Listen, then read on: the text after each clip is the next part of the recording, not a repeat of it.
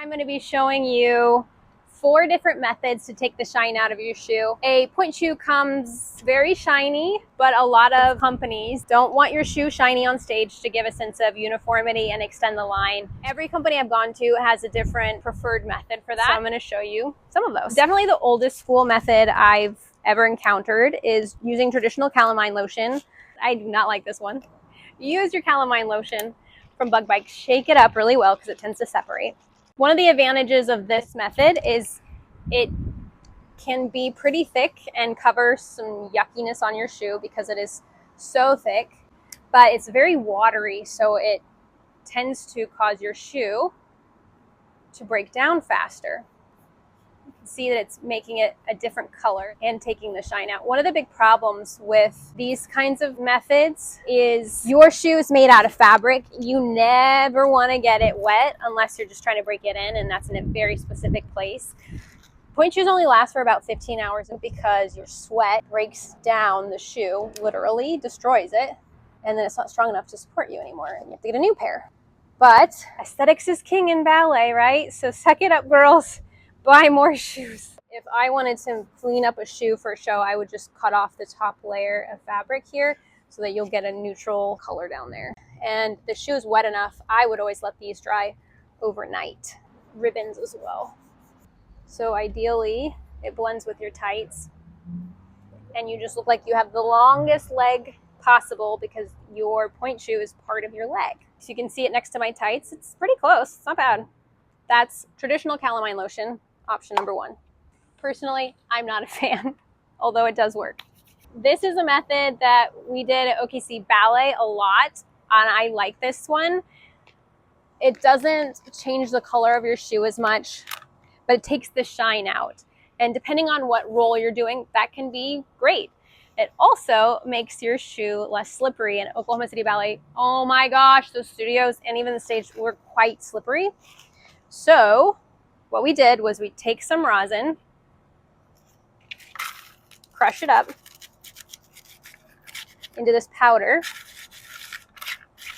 and then put the powder on your shoe. See how it's less shiny now? It can come off over time, so you kind of have to reapply, but it doesn't damage your shoe at all. One of the drawbacks is it doesn't really cover up dark spots. This only works for pretty nice newer shoes. I perform in essentially brand new shoes. I'll wear them for 15 or 20 minutes in class, a few minutes on stage, and then I go on for my performance. So for me, this works quite well. You can see there's a difference. Bonus, the company usually provides rosin, so you don't have to buy it. There's no time that you have to wait for your shoe to dry. Your shoe never gets wet. There we go. That's my favorite one. Option 3 is actually called pancaking. With this one, there's a few different ways to do it. I like to go to the drugstore and get a really cheap foundation that's just a little bit darker than my skin tone. And you just put your makeup on your shoe. It's not much more to it than that. The nice thing about this is, see how it had that really horrendous dark spot? It's a lot less noticeable now, especially under stage lights. It's not gonna be as noticeable. Drawbacks to this method are your shoe is getting wet again. Not as wet as the calamine lotion. You still have to have time for it to dry. I would recommend overnight. This also cannot be used with pink tights. So this isn't something you're gonna do for a classical roll.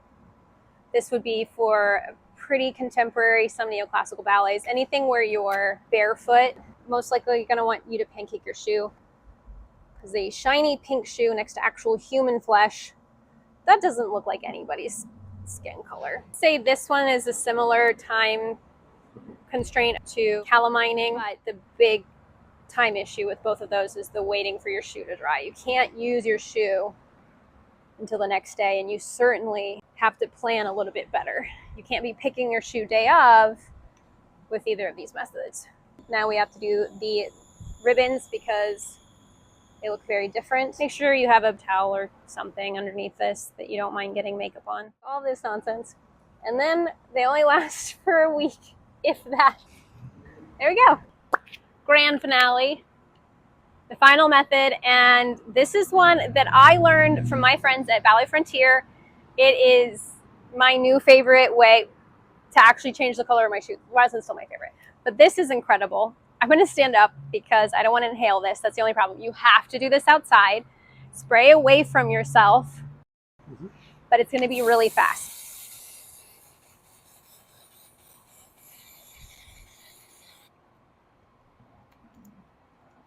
Instead of telling you what this product is, I was holding my breath. This is Calamine Spray. You can get it at your local pharmacy. It should be in the first aid section right next to the Calamine lotion.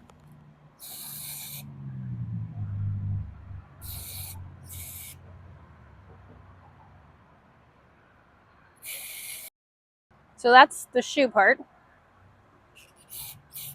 Now the ribbons.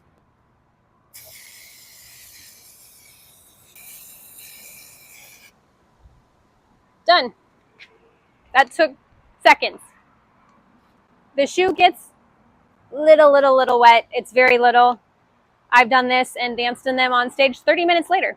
These are 4 of the most common ways to take the shine out of your shoes. Which one do you use, and which one do you think looks the best?